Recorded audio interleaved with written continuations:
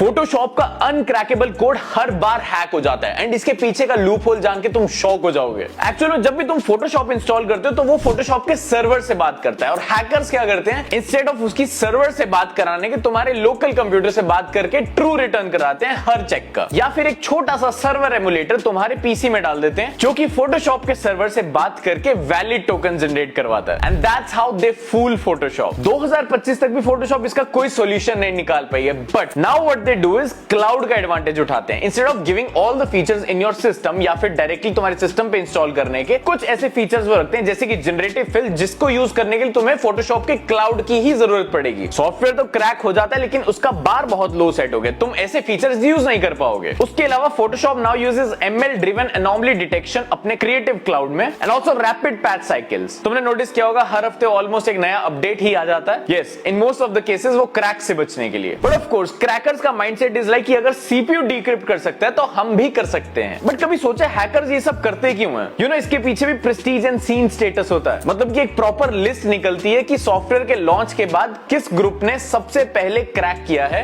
उस सॉफ्टवेयर को। Basically it's like a technical sport जिसमें कि दिमाग यूज होता है कि कौन सबसे पहले रिवर्स इंजीनियर कर रहा है सॉफ्टवेयर को। लेकिन यू नो, हैकर्स के भी कुछ उसूल होते हैं। वो ये कि जब भी वो क्रैक रिलीज कर रहे हैं, एक तो वो वायरस फ्री होना चाहिए, मशीन को ब्रिक ना कर दे एंड ऑल्सो सारे क्रू मेंबर्स को क्रेडिट भी मिलना चाहिए। And all set. अपने इंडियन रैपर से तो ये हैकर ही ठीक है, कम से कम क्रेडिट्स तो दे देते हैं।